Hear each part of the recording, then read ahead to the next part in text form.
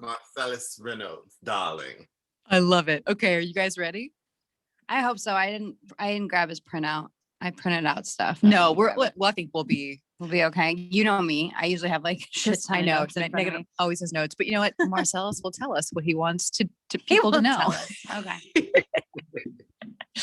All right, perfect. Do you want to give an intro? Or give us a- No, you do it.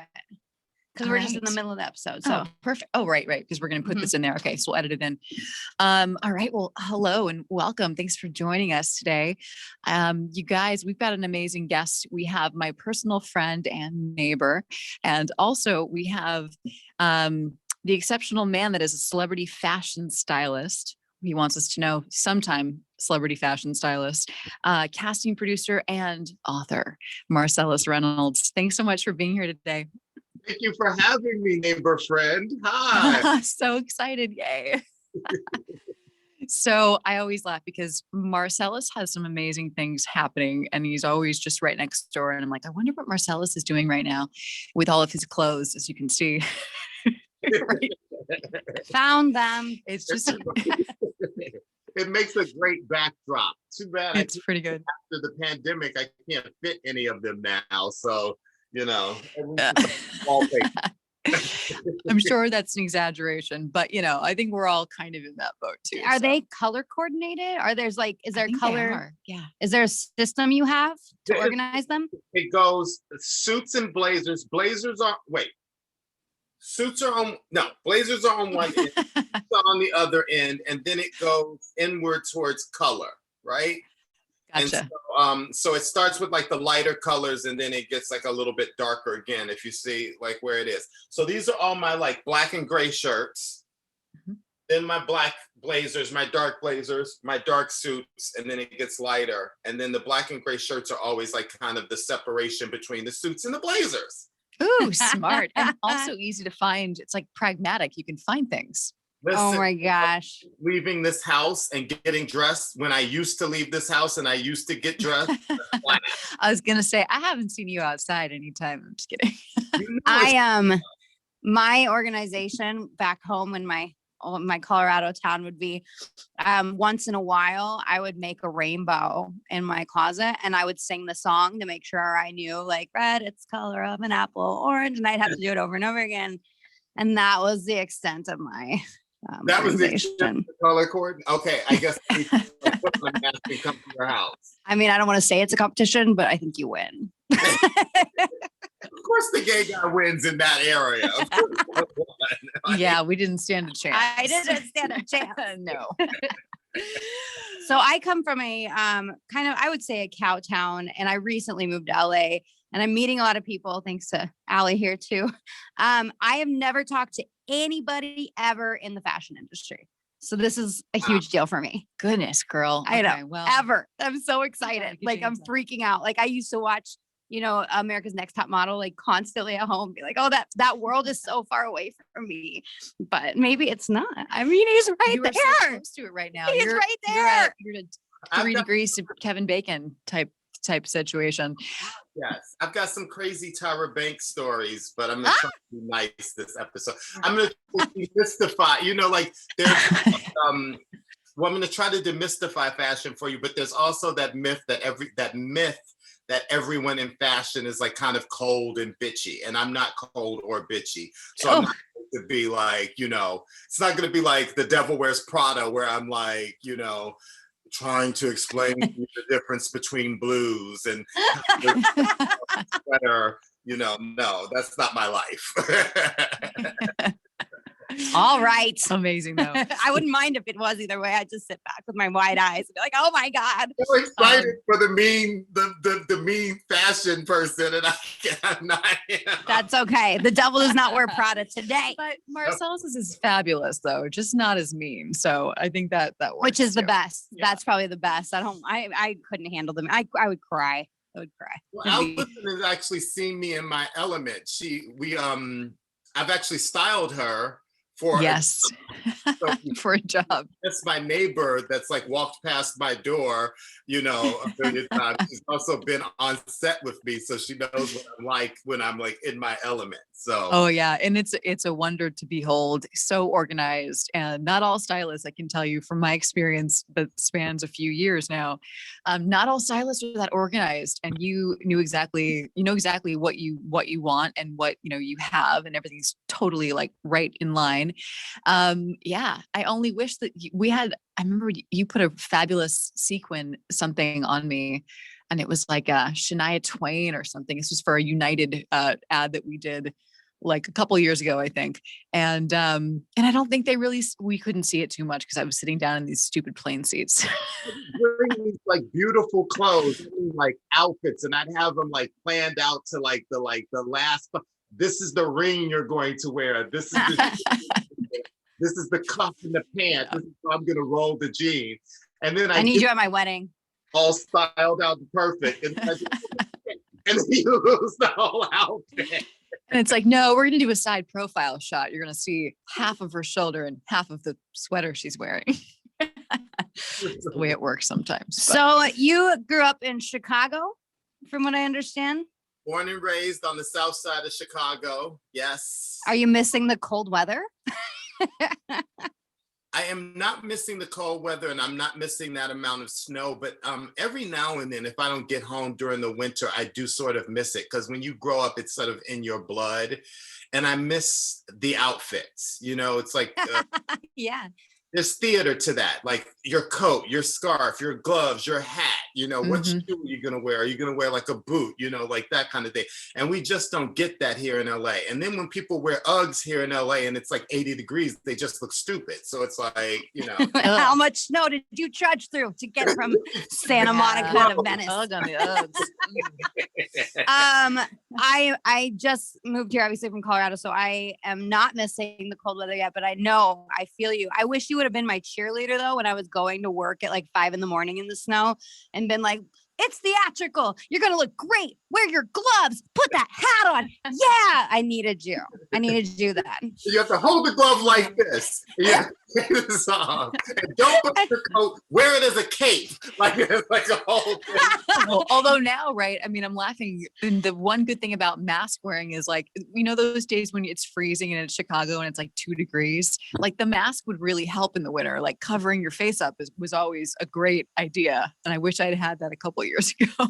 Never wanted to wear a mask. I remember when we were little, my mother would put us in like the mask and all you saw was the eyes and the mouth, and we were all, but then it would get like wet because it was like, and it was like kind of gross. So we were like, I don't want to wear the mask. And as soon as you walk out the door, you take the mask off, Take it off. Then you've got frosted ears. So mother.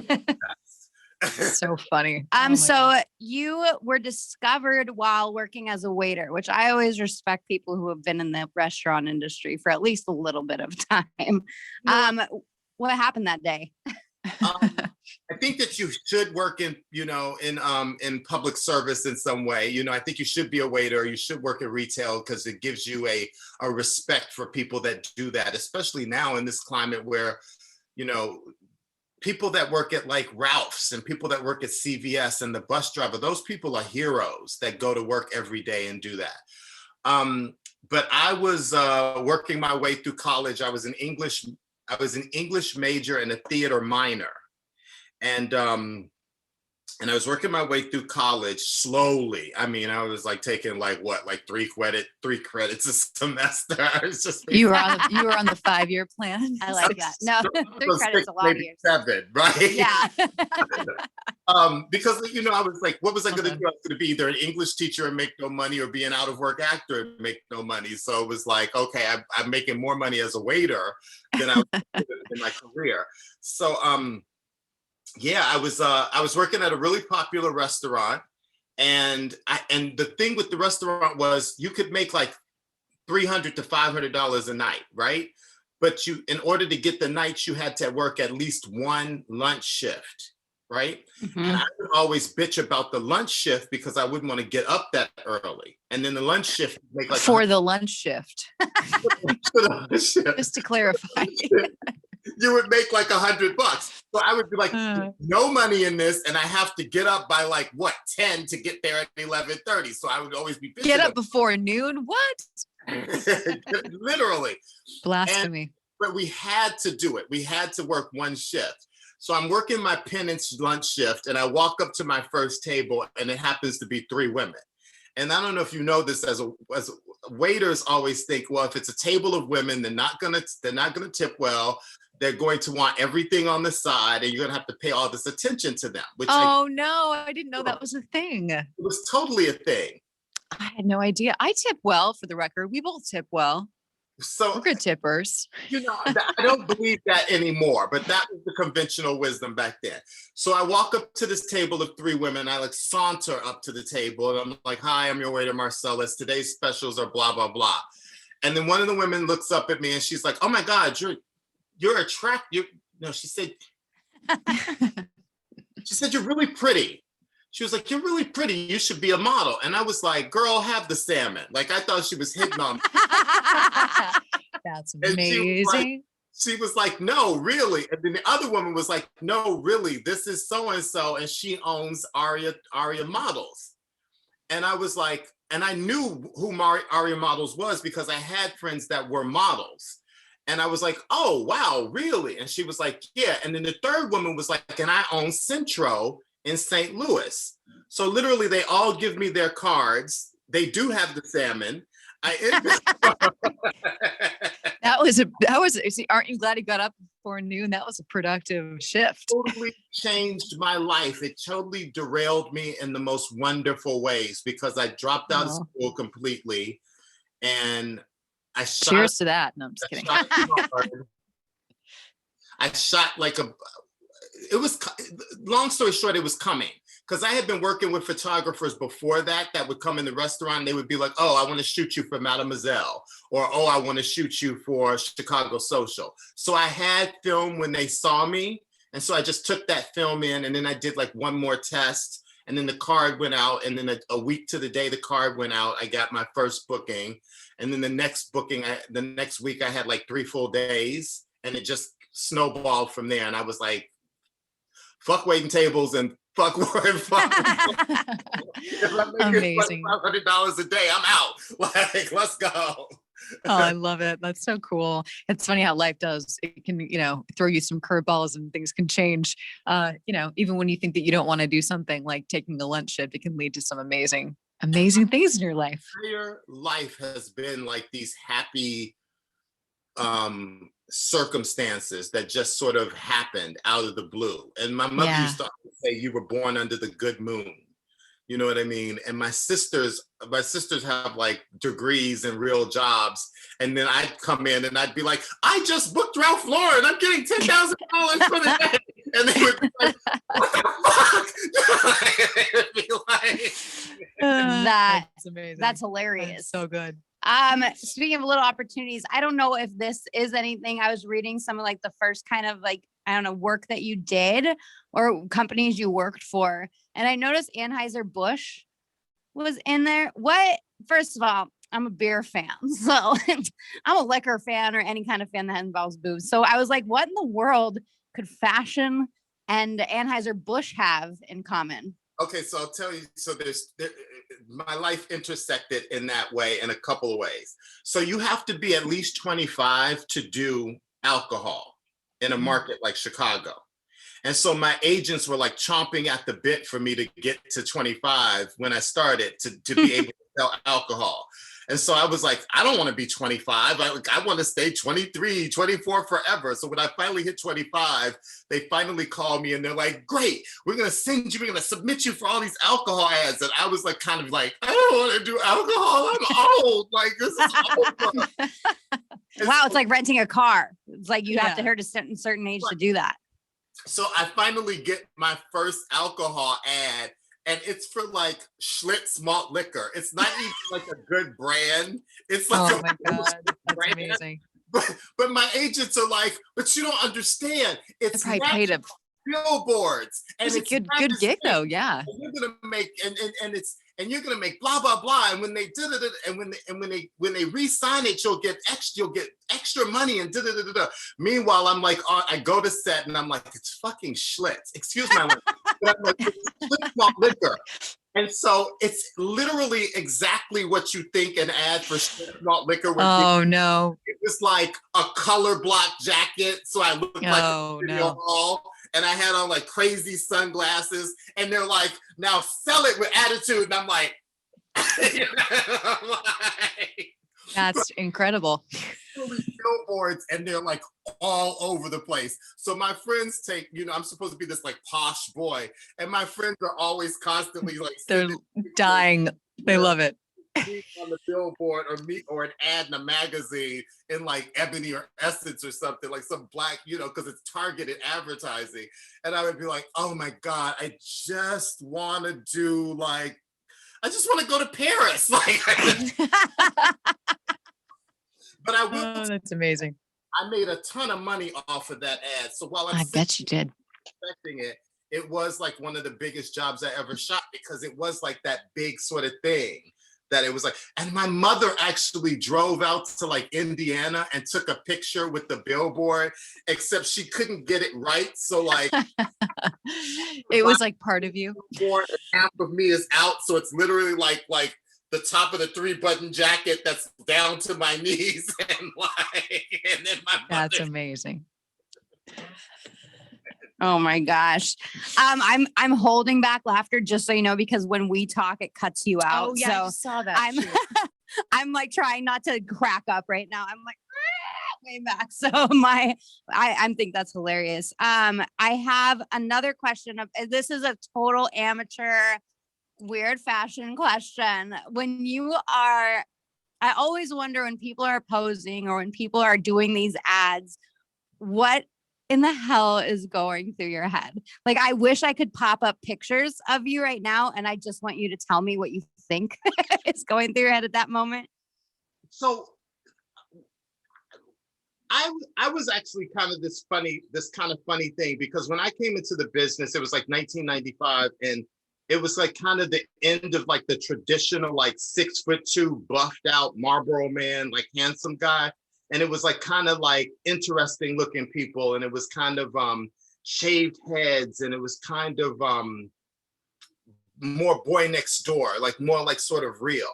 And so because I was an acting major and I had taken acting classes separate from that, I approached it like an actor. So so that's why I worked so much, because the clients would be like, run, jump, do this, do that. And I would totally get into that character, right? And so you have the other models that are standing around trying to pose and blah, blah, blah. But then I was the model that was the spaz, that was like jumping and running and skipping and didn't care what I looked like, because it was like an acting exercise for me. What would like somebody that was wearing clothes that was going back to school act like? You know what I mean? So I was completely self-conscious about looking like an idiot, because it's just one image in that moment, you know what I mean? So even though at the time you might feel stupid, as long as they catch that image, it looks great. So that's always what I was thinking about. And generally I'm thinking about what's for lunch, what boy I'm seeing after I get off. I would constantly be worried if I left like my stove on and I would have that face. Mundane things in the world. You're not thinking deep thoughts. Yeah. But at the same time, as Allison can attest to, it's usually really fun. So you're in the moment and you're having fun with the photographer and the stylist and the other models. And it's just like a good time. It's like being at a party that somebody's taking photos of. So, Yeah, it can be on the good jobs. Yeah. Unless the rate sucks or the people are mean, you're sitting there and you're like, what am I doing with my life? Oh yeah, there's the whole gamut. At least I've experienced everything in between. And yeah, there's those shoots where you're like, oh God, I need to leave here. This needs to just be done. Collect my paycheck, goodbye. I never walked off a set. I never did that, not once. There were times where I should have walked off a set, but I've never walked off a set. I was never that temperamental. Even as a stylist, when things were going wrong, I sort of just powered through. and was Yeah. You know, the only one time I ever left set was, this is so silly, but it was for an eyeglass campaign. And as stupid as it sounded, they never brought a dummy pair of eyeglasses. They were only prescription. And I was going to be wearing these suckers for like all day long. Like it could have literally, and they weren't okay with popping out the lenses because there was video being taken. You would have been able to see there wasn't, lenses in there. So I called my agent and she's like, well, can you suck it up and can you wear these glasses? I said, all day long? No, I'm already going cross-eyed. It's been 5 minutes. So is this worth like doing irreparable damage to my eyeballs for this one job, even though it was a decent day rate? And I was like, no, I can't do it. So that's the only job I ever left for my eyes. That's on them. I mean, I worked with some difficult people, but you find the joy in it. And basically you're making more money in a day than like most other people would make. So it was like all relatively worth it. It's like I can be uncomfortable for a day and then get out of here and go live my life, go buy myself a slice of cake or something and make myself feel better, Yeah, for sure. I want cake. I want cake right now. But okay, so I know we can talk with you for hours, but basically, so you had this amazing journey from model to I guess after that you did the styling stuff right away, or was there a little bit of was there anything in between that? No, I went right from I modeled from like 95 to 2000. In 2000, I started styling. My first job as a stylist was like a cover and 6 pages for British Vogue, which sounds crazy. Yeah, amazing. And then I just sort of never looked back. I hated styling. And in an effort to kill that, I went and I did Big Brother because they cast me to do the show. I was about to get up to that. Yeah. So reality star is the next phase. Reality star was the next phase. I wish if there was one mistake in my life that I made, that mistake was doing Big Brother. Really? Yeah, it's hard to say that something is a mistake when I'm sitting here and I'm like now an author of a best-selling book and I'm finishing my second book and I've been a television host and I've been an actor on television shows. So the original dream I had of being an actor actually sort of came to fruition through that. But reality television opens you up to a scrutiny that you have to really be prepared for and you have to have really thick skin for. And I'm like kind of a softie and I take things to heart. So even though the really good stuff can be like going really, really loud over here, but the bad stuff that's like down here, that's the stuff I kind of listen to more than anything. And in reality television, you've got the fans and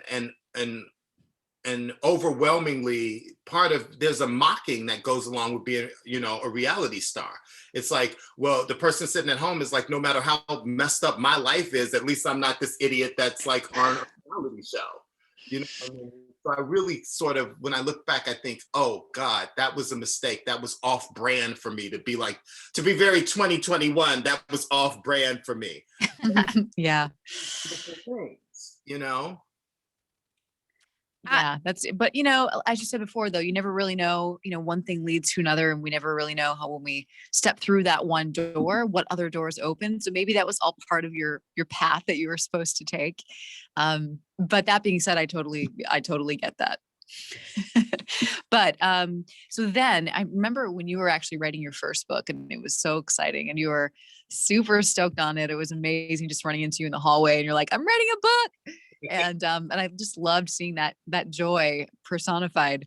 So tell us a little bit about the first book, which came out early last year, was it? Yes, Supreme Models.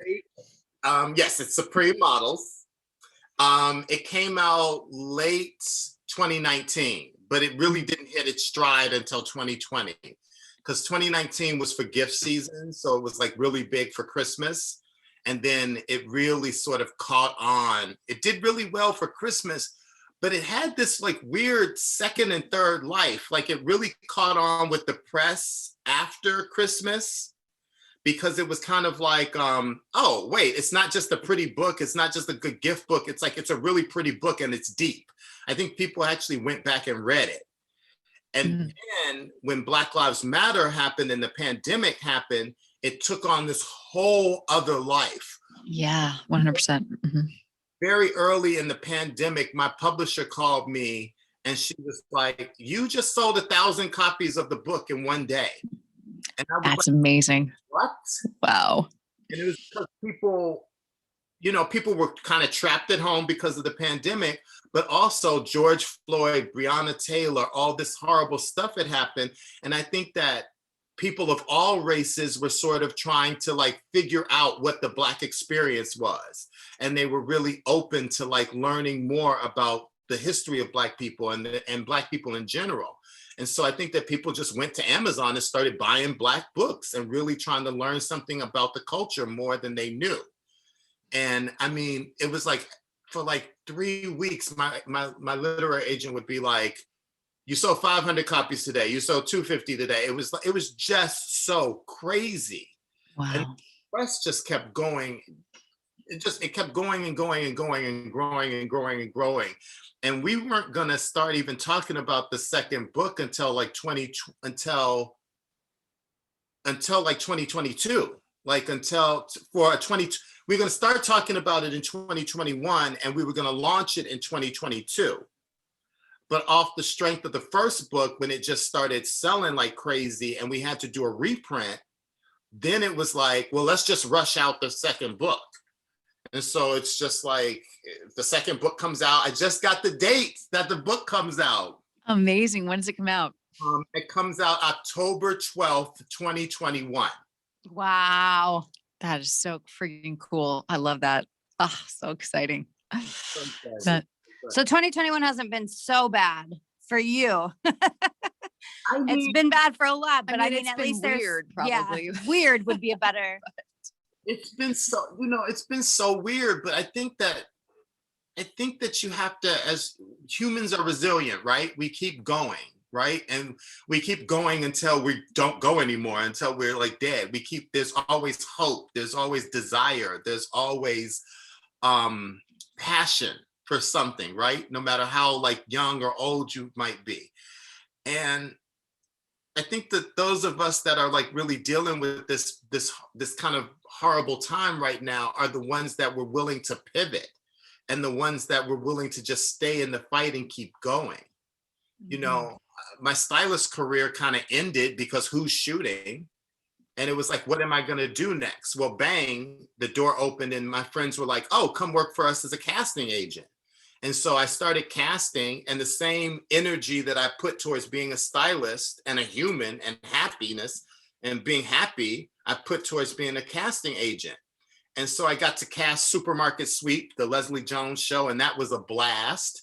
And then I went right into another show for Little Rel Howery, who's this Black comedian who was in Get Out. That was a blast. And then and now I'm casting a fashion series about streetwear, which kind of took me back to my origins of like being like, in high school and the clothes I used to wear then and the designers I loved then. And the history of fashion, really. So it's like, it's just all been, it's horrible because I miss going out. I miss going to Soho House with Allison. I miss like our lives. I'm still going. You should come with me. Girl, I am not trying. I am not like, no, I'm not leaving outside and safely, for the record. But I will go to the Target. I will go to the bank, but I am not going to like dinner. All right. I wear my mask inside the house sometimes, just by yourself. because like, I'm sitting there watching television in a full-on mask. Oh my gosh. Oh, that's hilarious. Oh my goodness. Yeah. But I love what you said about, I think that's kind of ultimately like, that's what our whole entire show is about is finding positivity in situations. And this whole past year was really, I think everyone would agree that it was really not easy on most people. And I think you're totally right. The people that, kind of grew a little bit more were the ones that were like, okay, I can change what I'm doing. I can pivot. I can look for the opportunities aren't what they were before, but what can I do now? And where can that lead me? And so I love that. And I love that for you, it led to maybe an earlier release of your second work, which probably will mean an earlier release of your third and fourth or whatever that, means thereafter. So I love that you just kind of embraced it, which is pretty cool. Well, it's also, think you have to, so we have all these different lives, right? As we like work, we work our way through our life to the end of our life, right? So I've had all these, started out as a waiter, then became a model, then became a fashion stylist, then a reality star, then a television host. And now I'm an author. And it finally, for me, it was all that time when I was doing all those other things. It was about trying to like be seen and be successful in the eyes of others. And it was always about me, me, me. You know what I mean? It's always about, I want to be the best model. I want to be the best actor. I want to be famous. I want to be this. But when I fell into this sort of place of writing the books, it became less about me, and it became about telling the stories of other people and exalting their achievements. And the funniest thing about that whole thing is that happiness that I thought I was going to find if I got famous, I found in writing books that celebrate other people. And God, I love that. How cool is that? That's pretty. That's amazing, right? And I didn't see that coming. I didn't see that coming. You were around when the book first came out, and every time I talked about the book, I got like crazy emotional. I was like, and it wasn't like, people would be like, why are you crying? And I would be like, you don't understand that I finally found joy. I finally found this level of peace that I hadn't had the whole time I was like running around Milan or going to like 100 auditions for, young father and not getting it. You know what I mean? I finally found this sort of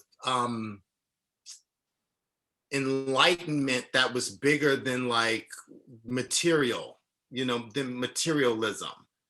And so now it's just like, I want the first book, I want the second book, I want the third book. I'm flipping the first book into a documentary. I've had these meetings all week pitching the show to all these networks, and I'm partnered with Iman, the legendary, supermodel, and I get to see Iman's face on Zoom every day.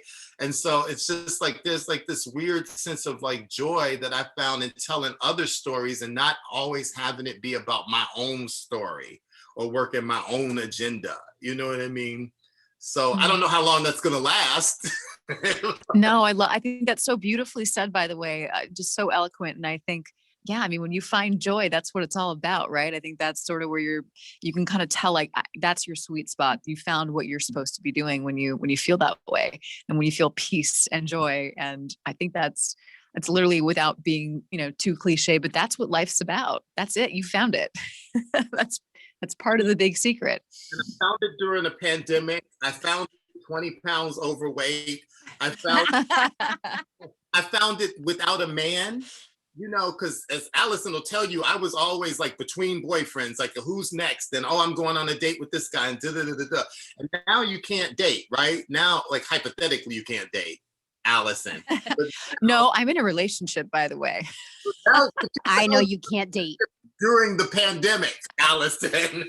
Correct. It was my one date on the pandemic, and it turned into a long relationship, in my defense. But I'm on like Raya. I'm on like all these apps trying to find love, and I think it was like, in a lot of ways, it was like a distraction to distract me from really turning inward and looking at myself and trying to figure out what it was that may have made me happy, or who I was, and what I needed to do to maybe get to the next space. And so I will say this, I'm ready for this to be over so that I can go out and have sex again. Amen to that. Hashtag I can't do it. Yes, me as well. She can't say me too. I can't do that. This isn't that kind of show. Hashtag me too. I'll cut that out. Wrong Me Too movement. Wrong one. Wrong Me Too. I have a more positive Me Too movement. It's like, please me. Please me. Please movement. Oh, it's the me, please me movement. You're welcome. You're welcome, world. That came from I love that. The brain that is here. That's really good. Well, thank you so much for joining us. That was exactly what we were looking for. And your story is very inspirational. Where can we get your book? Because that's what I'm going to do this weekend on the beach when it's warm. I'm going to read your book. Awesome. The book is kind of everywhere. Of course, it's on Amazon, but don't buy it from Amazon. Go to your neighborhood bookstore. You know, they're struggling right now. Even if you go to the neighborhood bookstore, go online and order it from them. And one of the best parts of the book was the experience of going to bookstores and doing book signings. And if you live in LA, the book is at Book Soup. Book Soup was a huge supporter of the book. Yeah. And they have signed copies. And I think there's nothing chicer than having a signed copy of a book or gifting somebody a signed copy of a book. And so, I know where I'm going to get my signed copy. You'll hear a knock on your door. You do mean sign your own book though, right? Like I can't go other places and just sign random books. Okay. I'm just making sure. I just want to be clear what's more endearing. I don't want you getting arrested at Barnes and Noble for signing like War and Peace. He's gonna sneak Look in the paper tomorrow and if they still exist. signing first edition of Tolstoy. Megan arrested at Book Megan. Soup, signing all of Marcellas's book. She took what he said wrong. We're just trying to find a better life in 2021. Awesome. Well, thank you so much, Marcellas. Thank you for having me. This was fun. I haven't laughed this much during pandemic. We're always here. Oh, We're my always goodness.